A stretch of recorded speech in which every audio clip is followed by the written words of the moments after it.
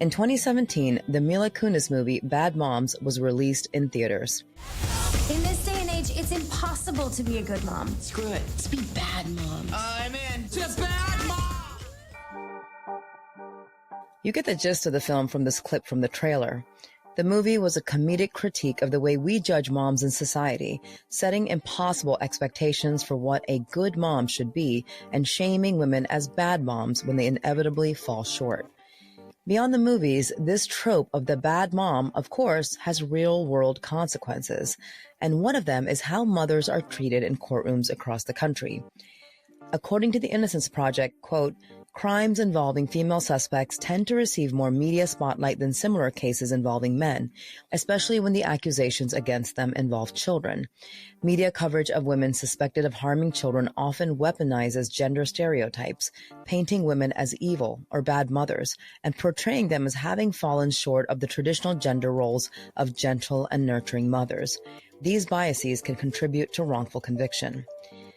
Now, there's been no shortage of media coverage of the Amanda Lewis trial, with much of it centered around Amanda being a supposed bad mom who was guilty of bad parenting as much as the death of her daughter. But when we look below the lid, a very different picture emerges. Hi, and welcome back to Undisclosed, Toward Justice.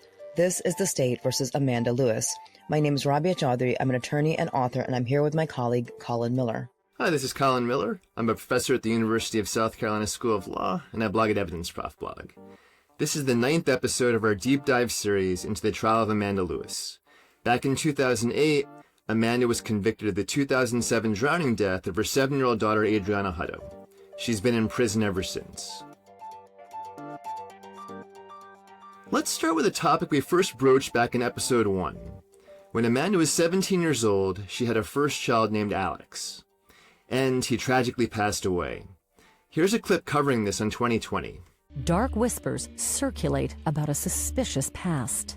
Adriana is not the first child that you've lost. No. At age 17, she gave birth to a son, Alex. Amanda's mother, Brenda, says Amanda was a young but loving mother. It was kind of like a child raising a child, but she was excellent with him. She loved him.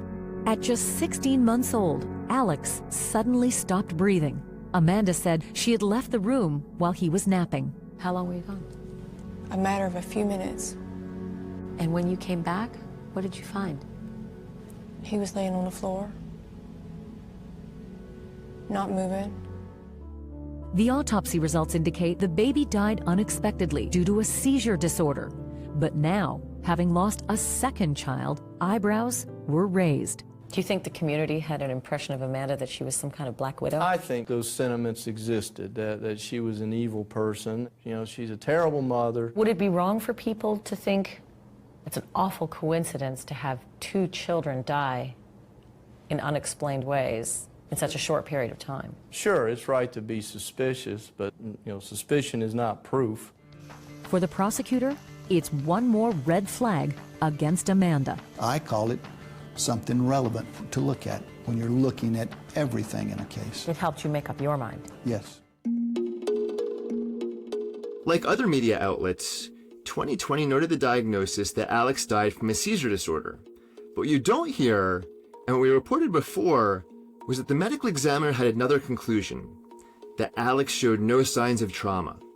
And yet, you just heard prosecutor Larry Bassford say that Alex's death helped him make up his mind that Amanda was guilty of murdering Adriana. The first domino to fall on that front came from Chuck Burns, the then husband of Amanda's mother, Brenda. In the case file, we see that Chuck faxed the police the autopsy report for Alex shortly after Adriana died. And it's not too hard to read between the lines and see that he was trying to convince the police that Amanda had killed both Alex and Adriana. Now, from episode 1, you might recall that Chuck played a potentially pivotal role in this case. When the police arrived at the double-wide trailer in the wake of Adriana's drowning, they spoke to Amanda's 6-year-old son, AJ. Do you remember what cartoon you was watching when I was there? Yes, so. What one? The Pink Panther. And at the time, AJ said absolutely nothing about his mother drowning his sister. But then, Chuck was alone with AJ while driving him to the house that he shared with Brenda. And according to Chuck, it was during this car trip that AJ said that Amanda had drowned Adriana. Here's some coverage of this on 2020. Burns spent 15 minutes alone with AJ, possibly pivotal minutes, driving him to his home. I asked him, did he remember that I told him to always tell the truth? And he said, yes, Paul Chuck. And I says, I need to know what happened. And I says, you won't get in trouble for it. He just told me that, you know, that his mother, he saw her drown, Adriana. There's no doubt in my mind that he told me the truth. Chuck met me at the door and told me that AJ had told him that Amanda had done it. Amanda's mother, Brenda, was married to Burns at the time. They are now divorced. What was your first thought? I'm like, no, I don't think so. You know, someone coached him. Do you think Pa Chuck had anything to do with this? I would not be surprised. But that is a very serious accusation to plant in a little boy's head. I know. He just really wasn't very fond of Amanda. I didn't want nothing to do with her. Burns says he didn't like the way his stepdaughter treated her children. She wasn't a good mother, period. She wasn't a good mother. They were hungry a lot. I mean, be dark before they'd ever eat. The claim by Chuck that the kids were always hungry has led to tons of comments online about Amanda being a bad mom and a poor parent. And these commenters support such speculation with Amanda's admission that Adriana hadn't had a thing to eat before she drowned at about 2:30 p.m. on the day of her death. What this latter point misses is something we mentioned back in episode 2, that Adriana didn't want food in the day of her death because she was sick from eating chili cheese hamburger helper the night before. Well, when I got home this morning, Adriana said that she had thrown up, and there was some in her bed. There was a little throw up in her bed, and she had threw up one more time, and I asked her, was her stomach hurting? Last night we had some chili cheese hamburger helper, and I didn't know if maybe that made her sick. And she said she wasn't feeling good, but, you know, she didn't want anything to eat. As for Pa Chuck's claim overall about the kids being hungry, we have a statement by Anna Taylor, Adriana's teacher for kindergarten. In her police statement, Anna Taylor told the police that, quote, Adriana never appeared hungry or malnourished.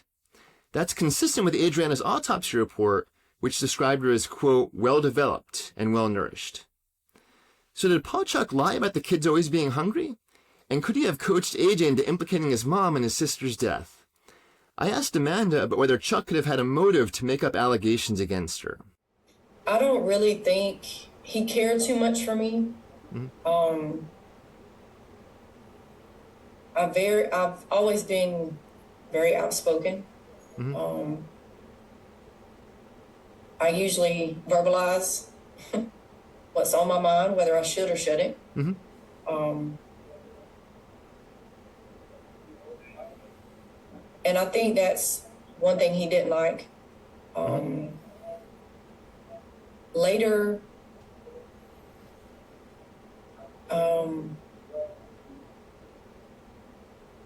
there was a moment where he made some advances. Mm-hmm. That most definitely was not reciprocated. Mm-hmm. And this was only maybe a couple of weeks prior to Adriana's accident. And I honestly feel like that was his reasoning behind doing what he did. And I do feel like that he coached and coerced mm-hmm. AJ, because a lot of the things that was said wasn't even his vocabulary. It wasn't how he talked. Right. Now, Chuck sending the autopsy report to the authorities wasn't the only thing that led prosecutor Larry Bassford to get Amanda in his crosshairs. Here's more coverage by 2020. Prosecutor Larry Bassford was immediately disturbed by the crime scene photos. When you looked in AJ and Adriana's room, it was just barren. And then I got to looking, and everywhere I looked, I didn't see what I was looking for. What's that? I was looking for toys. I said, look, you've got 2 children in here, 6 and 7 years old. Where's the toys? And I started looking at the other pictures in the home. Where are these children's toys? It's tough to tell whether Larry Bassford was being classist or disingenuous or possibly both. Because in the sheriff's report in the case, the following items and toys are noted: a TV with a built-in VCR in the kids' room, an Elmo doll, a Shrek Princess Fiona toy, 3 Littlest Pet Shop playsets, a Lightning McQueen toy car, the toy tractors that AJ and Adriana were playing with in the day of the drowning, a toy gun, the wagon that was pulled up next to the pool, 2 bikes, one of which was also pulled up next to the pool itself, and pool toys. And there were also 2 ATVs, which AJ acknowledged that Adriana and he would ride on. To me, this seemed like a solid number of toys, and Amanda agrees. Do you disagree with the characterization that there were not toys in the house or things that the kids could play with? I do disagree. They did have toys. And beyond the toys we mentioned, there was one final toy that I've come around to thinking might be the key to cracking this case: a Spider-Man ball. You might recall that Amanda's boyfriend Alan Carnley had 2 kids.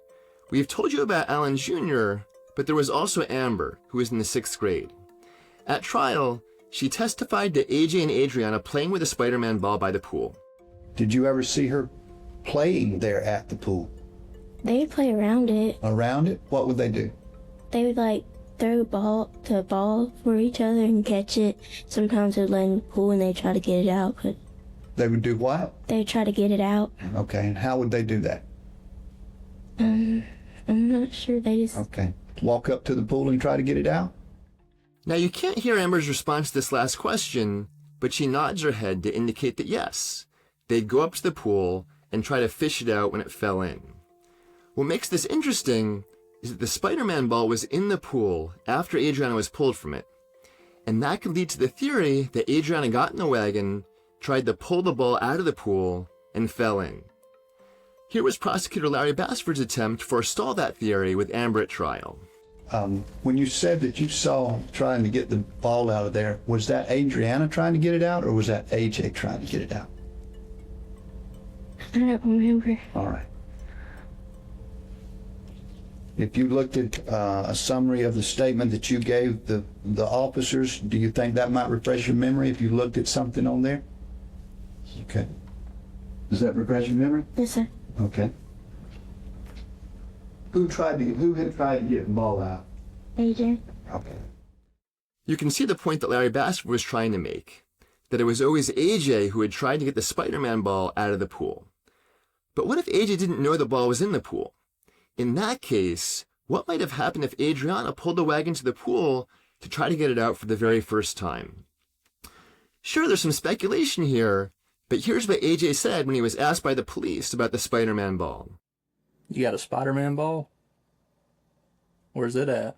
In the shade, but sometimes I keep it in the house. But now I can't because when I keep it in the house, I break stuff. But now the stuff ain't break. So here you hear AJ mere hours after Adriana drowned, thinking the Spider-Man ball was in the shed. This supports the theory that AJ didn't know the ball was in the pool, which could have caused Adriana to try to get it out. And here was defense counsel following up with lead agent Mike O'Reilly on this very issue at trial. And I actually, this picture, 1F, there's a ball in the pool, isn't there? Yes. Whose Spider-Man ball is that? I believe AJ said that was his ball. AJ said he had a Spider-Man ball, didn't he? Yeah. But he said it was in the shed, didn't he? He said all his sport balls were in the shed. Did you try to find out how that Spider-Man ball got in the pool? Never said. Did you ask him? No, never said. Now, as you heard in this clip, AJ also had other sports balls in the shed, which could be classified as toys or at least things for the kids to play with. But that shed next to the trailer also plays a part in maybe the biggest piece of misinformation in this case. This again comes from 2020. After playing the part where prosecutor Larry Bassford incorrectly claimed that there were no toys in the house, there was this from the show. Amanda's story is that she'd recently taken away the children's toys to discipline them for not cleaning their rooms. When were they going to get their toys back? Probably within the week. So the toys weren't gone permanently. Where were they? They were stored in a shed. But in these photos of the shed, there are no toys. Police are suspicious. It might sound surprising given Amanda's response, but nope, this never happened back in 2007 and 2008. So how does that square with what Amanda said on the show? Going back to 2007 and 2008, both in her police statement and at trial, Amanda consistently claimed that she had done two things after the kids had consistently failed to clean their room: thrown out some broken toys and taken some, but not all, of their toys to the local mission for kids in need. Now, we've heard that maybe a short period of time before this incident happened that you took away some toys from the kids. Yes, sir. What happened there? Why did you take their toys away? I had on numerous occasions a week prior to taking the toys to try to get them to clean the room, and they wouldn't, so I took their toys. Hey, did you throw them away? What was broken, I did throw in the trash, and what was not broken, I took to the mission in Graceville. Okay, so you gave the toys away. Yes, sir. So where does this whole shed story come from? The answer is that it didn't come from Amanda, but from her boyfriend, Alan, at least indirectly. Here's how he testified at trial. So they had just plenty of toys in their room back on August the 8th and 9th of last year. I wouldn't say they had plenty, no, sir. Most of the toys were taken away. The ones that were trash were thrown away. The ones that were any good was taken in my father's closet in Graceville. Now, there's no mention of a shed here, so what's going on? Here's what Amanda had to say when Colin spoke to her about the subject. If I'm not mistaken, it was a few days prior, maybe a week prior. I had told them to clean their room, and they, after about an hour of arguing, they didn't. So I said, okay, this is your last chance. Either you clean it or I'm going to clean it. Right. Once again, they partially cleaned it, but what they did not clean up, I went in and bagged up, and we put it in the shed. They thought we got rid of them, but they were in the shed. And what they had cleaned up was what they got to keep. And in my mind, that was a way of trying to teach them a lesson. You know, when you're told to clean your room, it's just picking up your toys. Right. But I'm guessing some time period later, Alan took them to his sister's after Adriana's accident. I don't know why. I can't explain it. So ultimately, that's where they didn't have any toys. And I believe at trial you testified, and there might be like a multitude of different toys, that some of the toys were broken and you threw those out. And there were also some toys you took to a mission in the area. Is that correct? There sort of were different things done with different toys? Yes. The ones that were broke, I did. I threw them away because they're broke. Some of the older ones, we took them to the mission. They kept the ones they picked up, and the other ones I bagged them up, put them in the shed. So breaking this down, here's what happened. Amanda told the kids to clean their room after they had failed to do so on numerous occasions. They somewhat did, picking up the toys we mentioned earlier, like the Princess Fiona doll, but leaving others on the floor. As Amanda told the police and testified at trial, she threw out the broken toys that were left on the floor. And she also took some other toys from the floor to the local mission. That's all she said back in 2007 and 2008. But there were also some toys that Amanda bagged and put in the shed. She never mentioned these in her police statement or at trial. And unbeknownst to Amanda, in between the drowning and search of the property, Alan took these toys to a family member's house. Alan testified at trial that it was his father's house, while Amanda thought it was his sister's house when Colin talked to her. And the difference between the two is because Amanda didn't know that Alan had done this with the toys at all.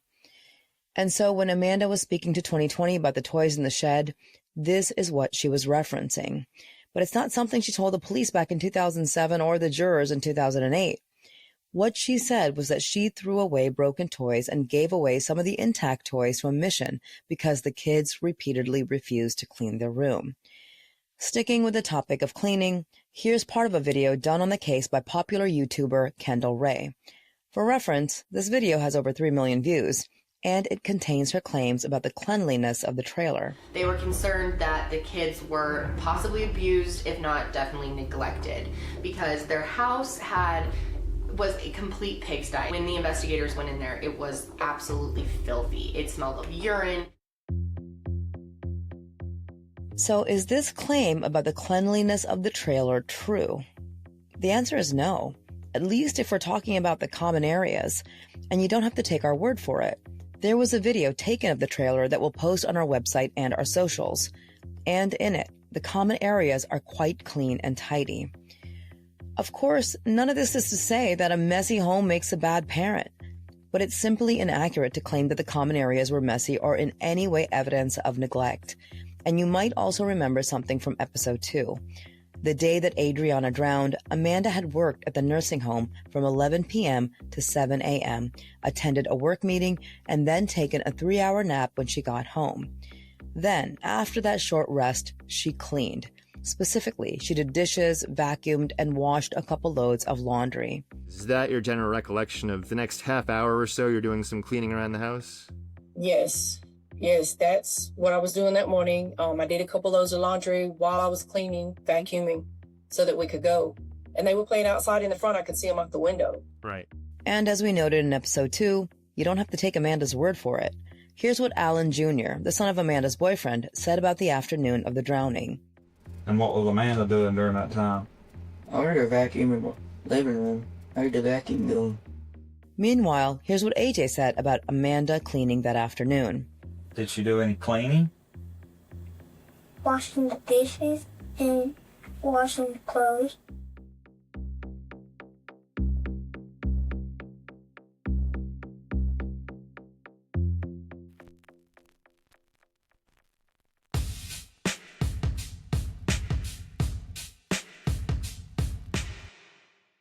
Malcolm Gladwell here. This season on Revisionist History, we're going back to the spring of 1988, to a town in northwest Alabama, where a man committed a crime that would spiral out of control. 35 years. That's how long Elizabeth and Sennett's family waited for justice to occur. 35 long years. Was he a good preacher? Charismatic. Yes, I would say very charismatic. I want to figure out why this case went on for as long as it did, why it took so many bizarre and unsettling turns along the way, and why, despite our best efforts to resolve suffering, we all too often make suffering worse. He would say to himself, turn to the right to the victim's family and apologize, turn to the left, tell my family I love them. So he would have this little practice. To the right, I'm sorry. To the left, I love you. Listen to Revisionist History, The Alabama Murders, wherever you get your podcasts.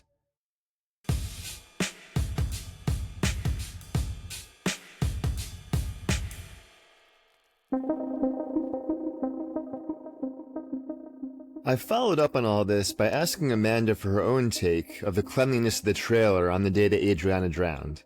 I mean, what was your recollection of the state of the common areas in the house on the date in question?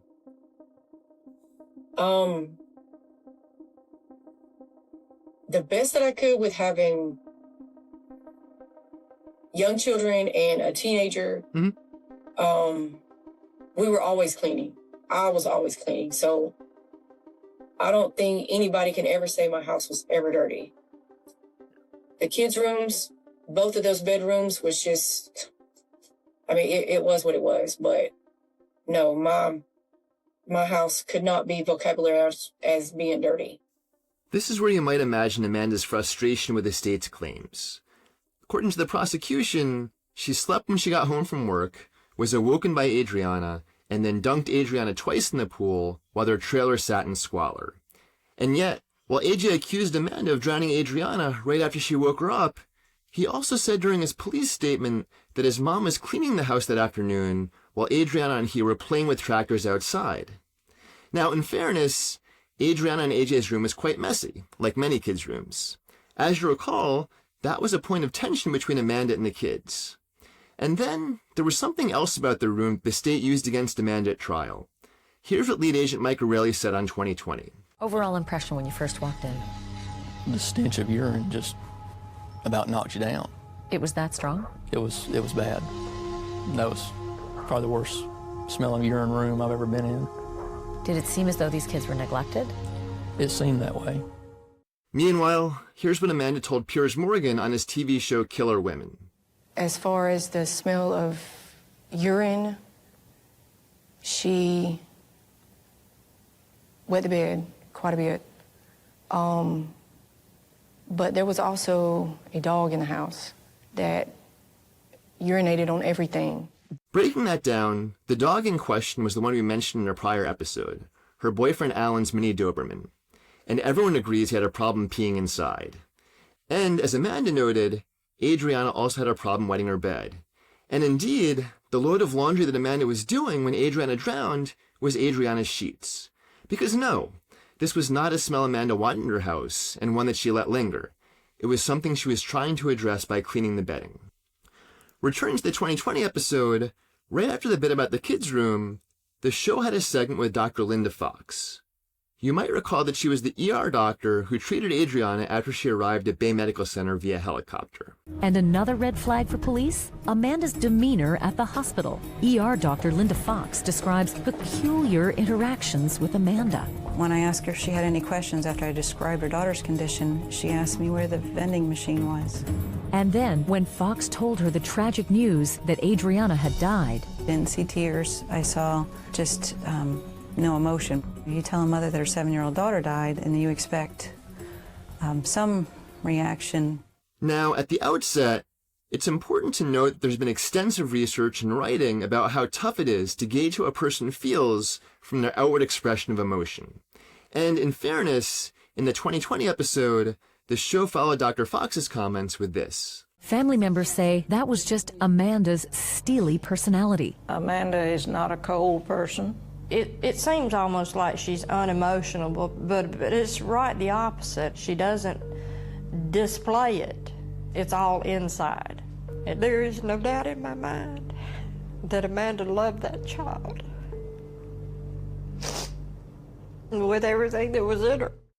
Still, while Amanda not having much of an outward expression of emotion after being told her daughter was dead might not mean much, asking where the vending machine was when being told her daughter was clinging to life and asking if she had any questions does seem like quite the red flag.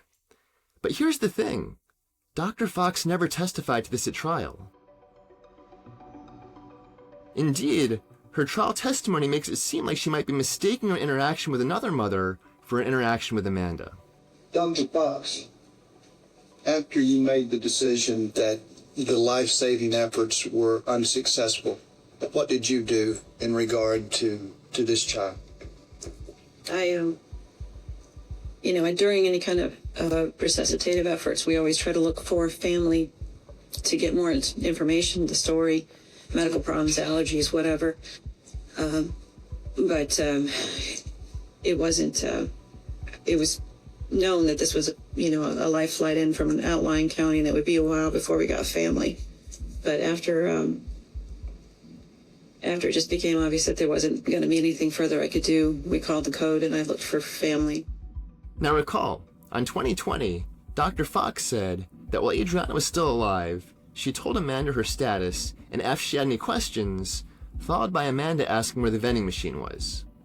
But here at trial, she testified that she couldn't talk to Adriana's parents while she was alive because Adriana had been helicoptered in from out of town. And therefore, Dr. Fox didn't find Amanda until after she had declared Adriana dead. It thus seems clear that this interaction that Dr. Fox described was with another mother. So how about the interaction that Dr. Fox described where she told Amanda that Adriana was dead? The one that was supposedly a red flag on the day of her death. Here's how Dr. Fox testified to it at trial. Were you able to meet with any of her relatives or her mother? I was told that it was her mother and I think it was her mother's boyfriend it was introduced to me. And did you tell her what you had done and that her daughter had died?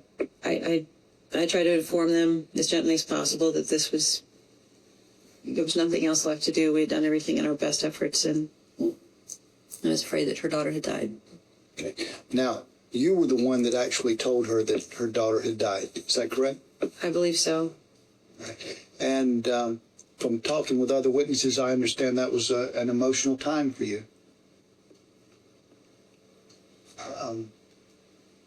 I would, if you remember, ma'am, what was the mother's demeanor when you told her that?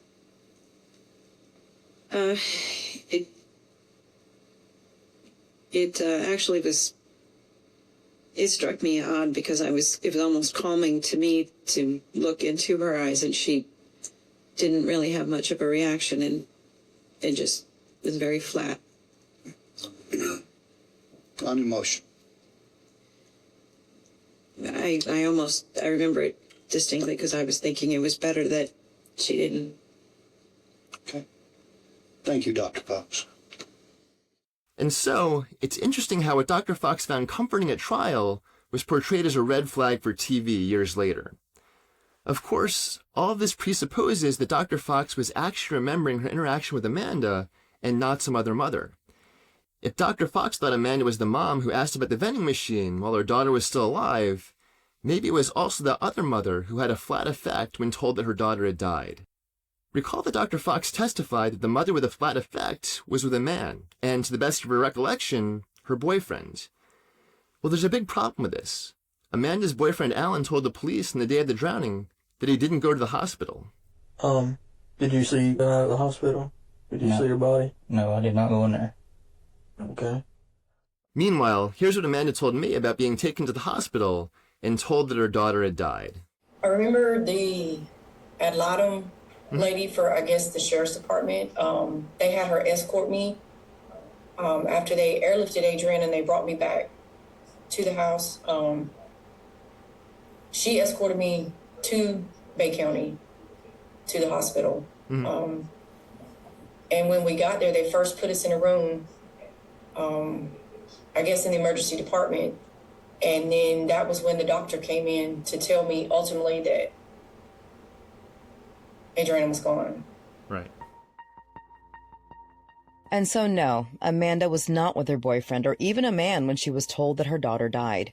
She was with a woman, the ad litem from the state. So what this all means is that we can't put any weight in what Dr. Fox said because we don't even know whether she's remembering talking to the right person. On the other hand, we have what both AJ and the first responders said about Amanda's demeanor in the wake of Adriana drowning. First, you might recall how, after a lengthy objection, Sarah Campbell of the Child Protection Team testified at trial. Now, after his sister was discovered in the swimming pool, did he describe what his mother did upon being alerted to the fact that his sister was in the pool? He did. Okay, and how did he describe his mother? What did he say his mother was doing? He made a motion as if his mother threw up. As if his mother was throwing up? Yes, sir. He didn't say that in words, did he? No, sir. Then we have the first responders, who arrived minutes after Amanda's 911 call, which you might remember sounded like this in part. 911. I need an ambulance, please. 911. I need an ambulance. What's wrong, ma'am? My daughter fell in the pool and she's not breathing. Where at, ma'am? In Esto. Ma'am, what's your address? 3343 First Avenue South. 3343 First Avenue South. Yes, down the road from the post office at the very end. What's your phone number, ma'am? 850-263-0759. And she's not breathing. How old is she? She's 7 years old. All right, hang on just a second, ma'am.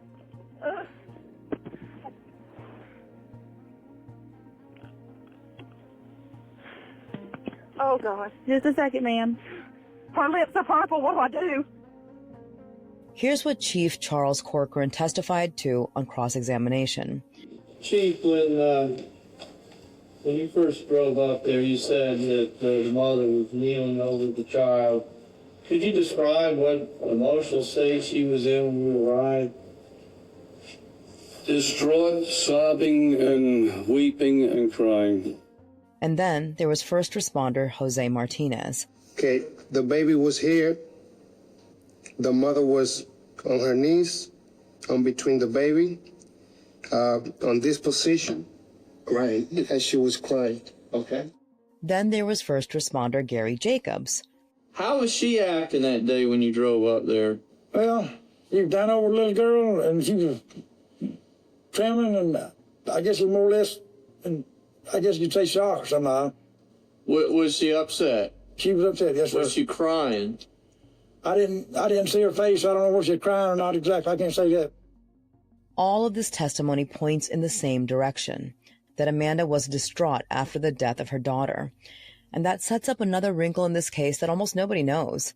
You certainly wouldn't get this from the coverage of the case, but the state's theory was not that Amanda intentionally killed Adriana.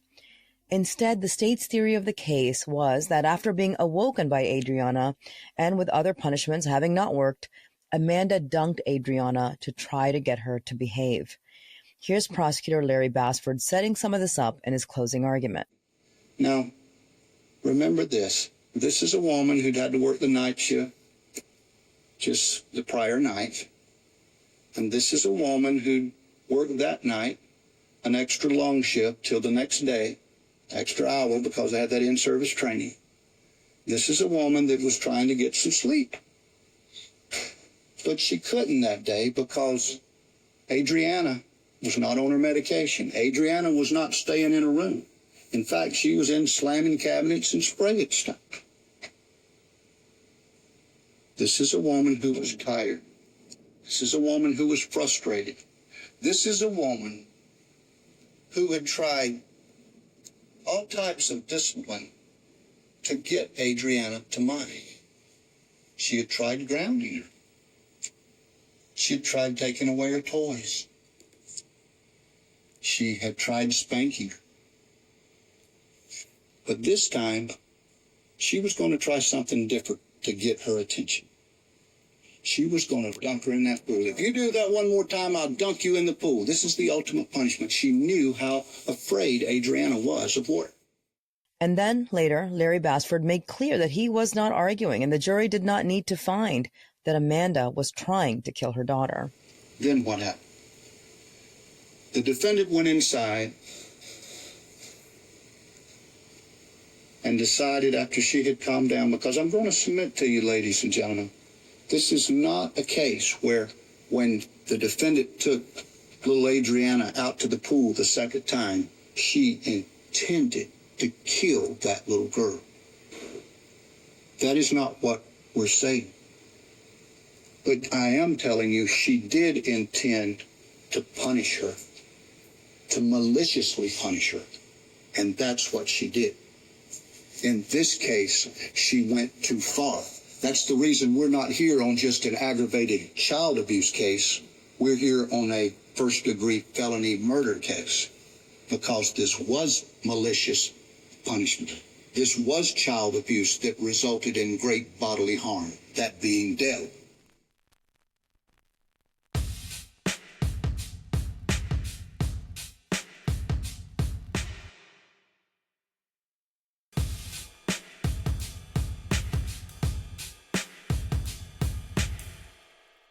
If all this sounds confusing, that's because it is. Specifically, Amanda was found guilty of felony murder based upon Adriana dying during Amanda's commission of felony child abuse. In most states, this theory wouldn't work. The theory of felony murder is that someone with what's called a, quote, separate felonious intent has someone die as a result of actions that are foreseeably dangerous to human life. For example, someone commits felony arson by burning their failing rental property and ends up killing a squatter. Or someone commits felony burglary with a homeowner dying as they fall down the stairs when trying to confront the intruder. But most states have what's known as the merger doctrine for crimes against a person.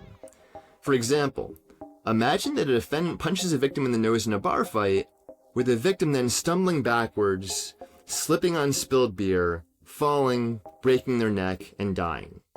That defendant is guilty of felony battery. But based upon that alone, are they also guilty of felony murder? Most states say no, because there's no separate felonious intent. If you want to say this was straight up murder, fine. But to say that battery is murder just because the victim ended up dying would defeat the distinction between the two crimes. The same should have applied to Amanda's case. If the jury found that Amanda maliciously drowned her daughter, they could have found her guilty of straight murder. But they weren't asked to do that. They were just asked to decide whether Amanda abused Adriana by dunking her, with that alone allowing them to find her guilty of murder, even though the prosecutor made clear there was no intent to kill. This was the basis for Amanda's appeal that was decided back in 2010. She claimed the merger doctrine meant that she couldn't be found guilty of murder. And as support, she cited a 2005 case called Brooks, decided by the state Supreme Court. In Brooks, Florida's highest court found that felony child abuse cannot be the basis for a felony murder conviction based upon the merger doctrine. But for those of you who haven't been to law school, there's a term called dicta. It refers to the portion of an opinion that was not necessary to the court's ruling. In other words, it's like idle chatter rather than the heart of a conversation. According to the court in Amanda's case, this portion of the Brooks opinion was dicta, and Florida's felony murder statute got rid of the merger doctrine, meaning that Amanda could be convicted of murder. And indeed, just a few years later, the Florida Supreme Court agreed, finding felony murder can come from a crime against a person. That's a lot of legalese, but here are the two key take-homes. One, in most states, Amanda could not have been convicted of murder based upon the state's theory of the case. And two, the jury did not find, and was not asked to find, that Amanda was trying to kill her daughter. Indeed, they were told the opposite. That said, at one point in the trial, the prosecution very much did want the jurors to believe that Amanda wanted her daughter dead. This dealt with an incident at Amanda's job at a nursing center. Here was testimony by her supervisor, Takshira Dawsey. Is there one morning in particular that stands out in your mind when the defendant brought her children to school? It was one particular morning. She came in. Would you tell us about it? She came in and she was very upset, very irate. And we said, "What's wrong, Amanda?" She said, "I'm just going to kill him. I'm going to kill her." And I was like, "Don't say that." And I asked her to come and go with me. And Adriana got up in Kim's lap and sat, and I took Amanda into the pantry and talked to her. Okay. What did you counsel her about? Well, first of all, why did you do that? Because she was upset, and that was the beginning of the day. Not only was she dealing with her children, but she was going to be dealing with the residents there. And you were one of her supervisors? And I was the supervisor. I was in charge of the unit and to ensure that the unit ran smoothly. That was my job. So did you counsel with her? Yes, I took her into the pantry and I told her, I said, "Amanda, a lot of times we say things that we don't mean and that we don't mean to say, especially to our children." And so once we talked and we got into the conversation, I said, "Can we pray?" And we began to pray. And once we prayed about it, she calmed down. Meanwhile, here was Amanda's explanation of what happened when she was interviewed by Pierce Morgan for Killer Women. She wrote throughout my car with a permanent marker. What did she write? Loser. And I don't even know where she got the word from. One of your colleagues at the care centre remembered you saying you were so annoyed about Adriana's behaviour one day. You said, "Oh, I want to kill her." Now, given what happened, people could put two and two together and think, well, there we are. I did not say I wanted to kill her. I said, "Oh my goodness, I could have just killed her." About the car. About the car. And here's what she said on 2020. When you heard that in court, what did you think? It was made to be so much more than what it was. But you didn't mean that? No, never. Just an expression? Just an expression. I mean, that's a comment that everybody uses. But never in my mind, ever, would I ever do that to either one of my children. Now, notably, Amanda's supervisor did not speak to a course of conduct of Amanda being mad at Adriana, let alone furious. Indeed, among many times seeing Amanda with her kids at work, this was the only time that stood out as being bad. Now, you saw her on other occasions with the children up there at the nursing center, right? Yes, I did. Okay. And, but that is the one that sticks out in your mind. It was. It was other times, but that was the one particular time. Because she was very upset that morning. But the prosecution tried to blow up this incident to paint Amanda with a broad brush as a bad mom, and specifically a bad mother who didn't love her daughter.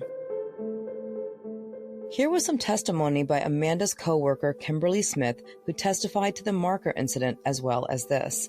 Did you ever talk about bonding on any of those occasions? Yes, sir. Tell us about those discussions, ma'am. She had talked to us about the fact that she didn't have a chance to bond with Adriana. I guess like the first 6 months of Adriana's life, she was in the military. She said she never was able to develop that bond and that she just didn't love her like she should and she didn't know how to. We tried to encourage her, give her ideas or whatever.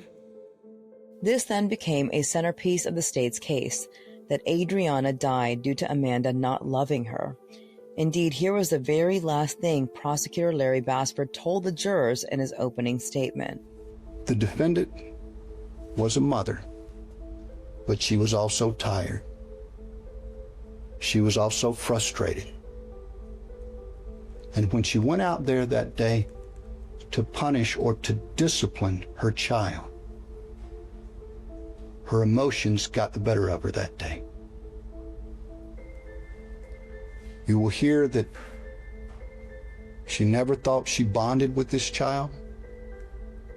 She talked to her workers and family and knew that she didn't love her like she should.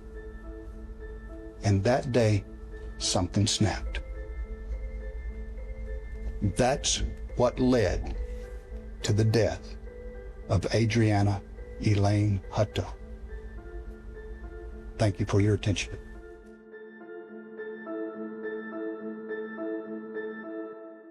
And there was one particular way in which Larry Basford tried to claim that Amanda didn't care about her daughter and had given up on her. This was the lack of books in the trailer. Throughout trial, Basford would keep trying to bring this up, even when it had nothing to do with the witness's testimony.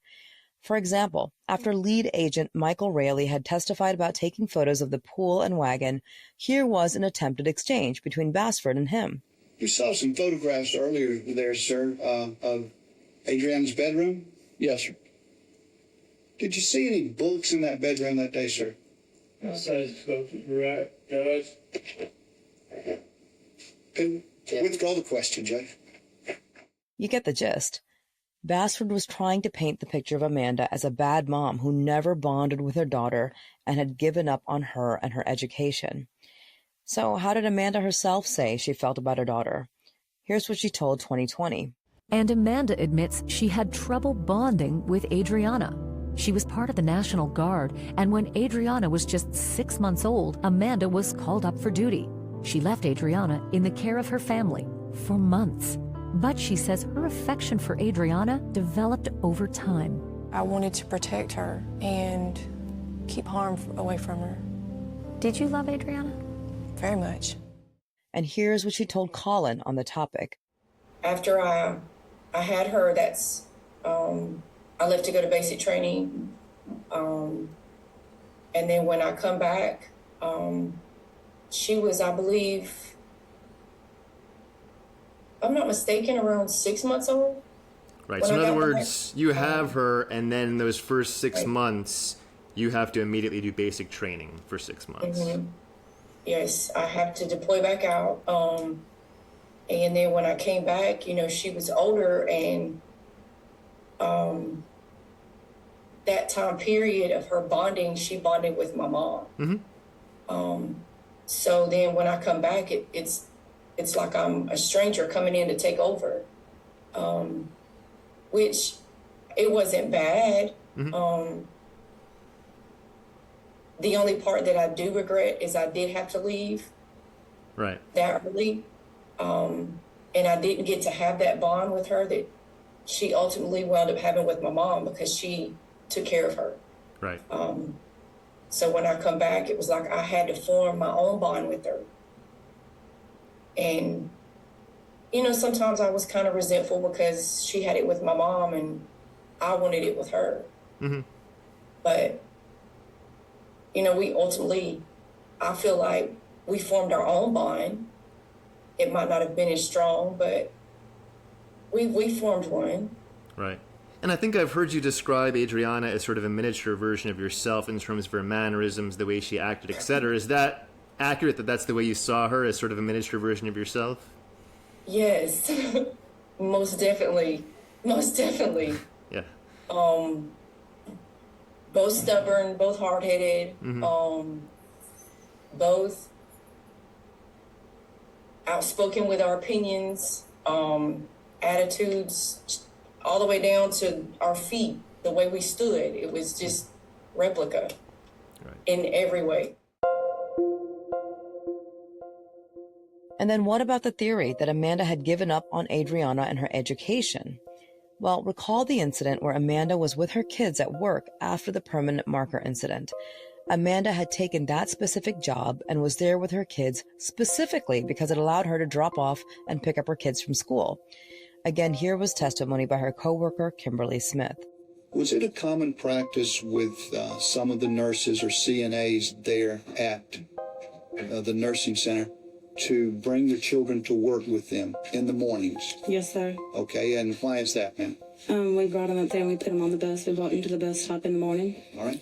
And then by the time school was out, the shift was almost over, and yes, sir. Get the children and be ready to go home, or yes, they could sir. Stay till the end of the shift. Yes, sir. I gather you might have done that on occasions yourself. Yes, sir. Mine every morning and every afternoon. This then takes us to testimony by Robin Mercer, Adriana's teacher for the most recent school year that ended just months before she died. Did you have a student in your class named Adriana Hutto? Yes, I did. You remember her? Oh, yes. What can you tell us about Adriana? She was a beautiful little girl. I loved her very much. She just had a beautiful smile, and she got along well with the kids, and I just loved her. Defense counsel then took Robin Mercer through how Adriana did in school and how active Amanda was in her education. Did you have any contact with her mother, Amanda Lewis? Yes, I did. Do you see Miss Lewis in the courtroom? Yes.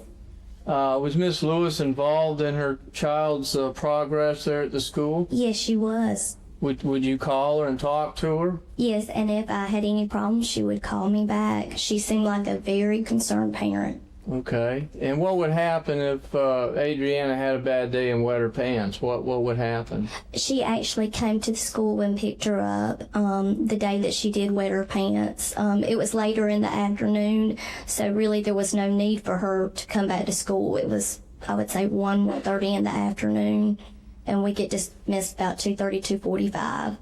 Did Adriana make progress through the first grade? Oh, yes. She was a very bright student, and she had a lot of potential. She loved to read.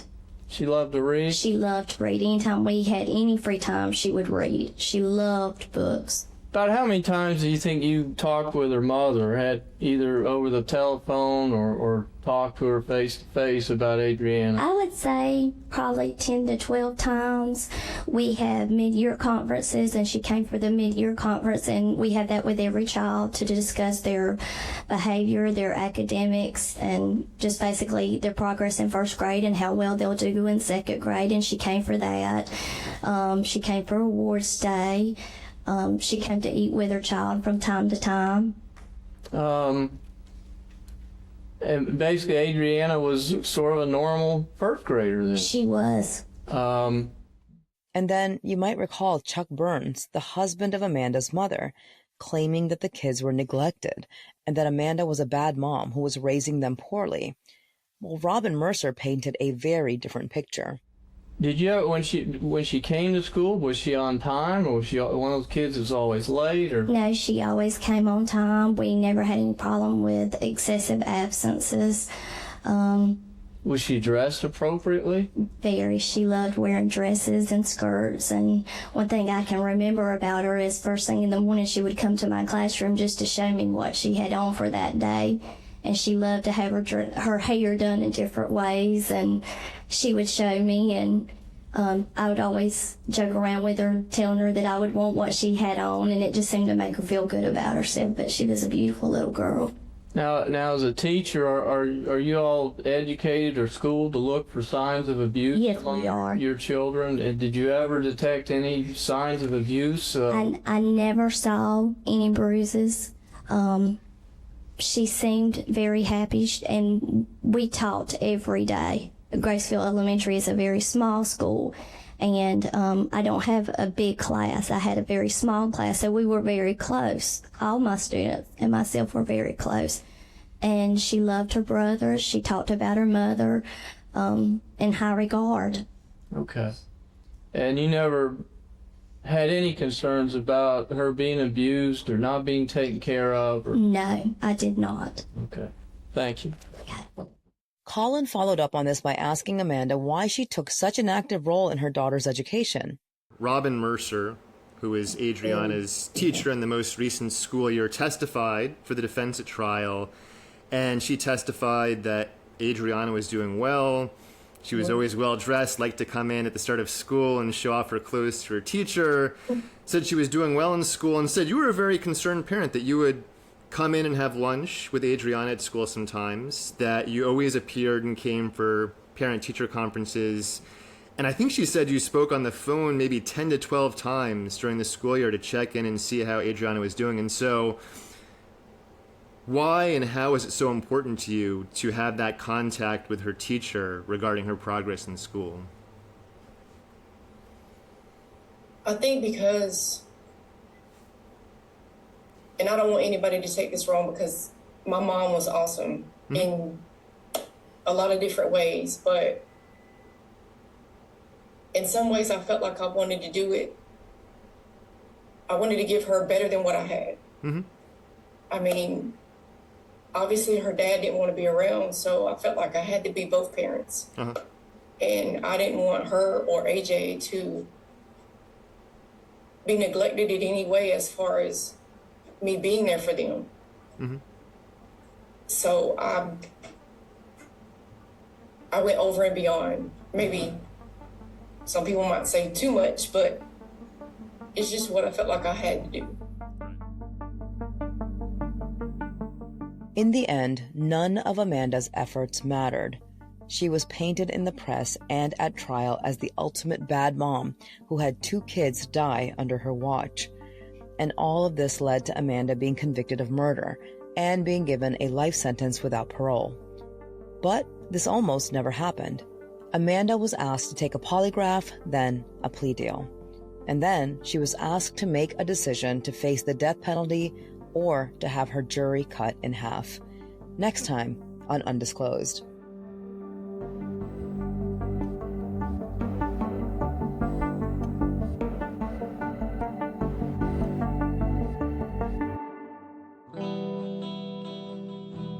Hey Undisclosed listeners, it's Mithil, executive producer of Undisclosed Toward Justice. As you know, we did something new a few months ago by utilizing SpeakPipe as a way for you guys to leave us voice notes. For anyone new here, you can go to speakpipe.com/undisclosed to leave us your questions or thoughts and comments. Since the response to SpeakPipe has been so amazing, we've got 2 additional exciting announcements to make. First, we have a new Facebook community group where you can engage with us and one another about all things true crime and criminal justice. Just go to facebook.com/groups/towardjustice and answer 3 simple questions and you're in. In addition to that, we also just relaunched our Patreon page at patreon.com/undisclosedpod. So many folks have already signed up and we can't express our gratitude enough to each and every single one of you. Even $1 goes a long way and allows us to do the work pro bono for our defendants. Also, I would like to give a quick shout out to Hannah McCarthy for audio production, as well as Patrick Cortez and Ramiro Marquez for our theme music. To engage with us on social media, we're on Instagram and Facebook at Undisclosed Podcast. You can find us on TikTok, YouTube, and X at Undisclosed Pod. Whether you're new or a returning listener, you can check out our previous cases and bonus episodes by going to our revamped website at undisclosedpod.com. If you would like to follow Colin and Rabia on social media, you can follow Rabia at Rabia2, the number 2, on Instagram, and Colin at EvidenceProf on Instagram, X, and Blue Sky. Thank you for your continued support for us and for supporting our sponsors. Until next time.